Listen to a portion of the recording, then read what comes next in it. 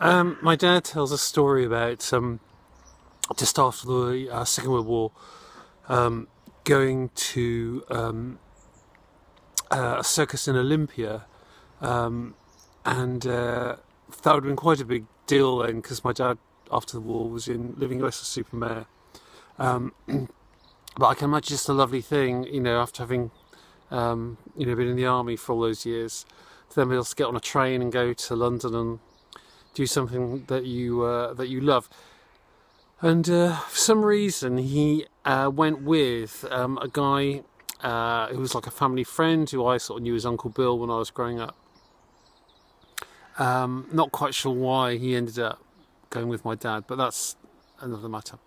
So anyway, my dad tells the story of they get to Olympia, and the circus, the events are going on, and then there's a high wire act, and this guy doing increasingly sort of difficult things. And my dad says the climax of this is, you can imagine this guy's on a high wire, and he's about to do like a somersault, so he's going to land back on the wire.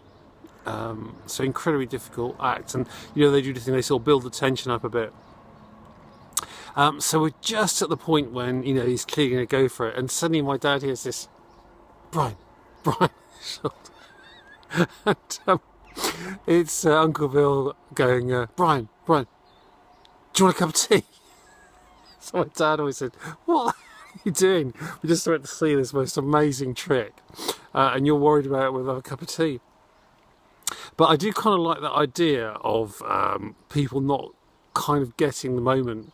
And one of the things I remember really well, my time in school, was I coached a lot of basketball teams, and one year group I had, we kept losing to one of the schools in the area. We lost them when they were under 13s and under 14s. And then when they were under 15s, we drew them in the cup. And we got to the semi-final, and we're playing over their school in this semi-final. And for once, amazingly, we got to the point we were 1 point up with about 30 seconds to go. And there was a timeout. And clearly what we needed to do then is, once the game restarted, is just basically keep possession for 30 seconds, and the victory would be ours, which was actually great, because that would mean then we'd won. Obviously we'd beaten them for the first time, that's great, but also it meant that we would have go through to the finals day in that area.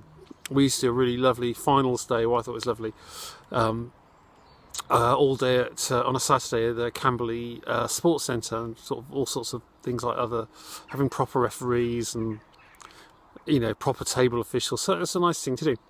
So anyway, so here we are at the game, we're 1 point up, poised to beat them for the first time, and the other team actually called this timeout. So I've got 5 lads who are on the court, so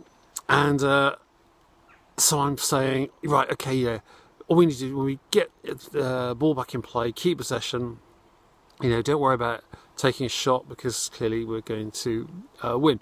And then I did the thing, right, Dave, make sure you do this, Steve, make sure you do it, right? Anything else?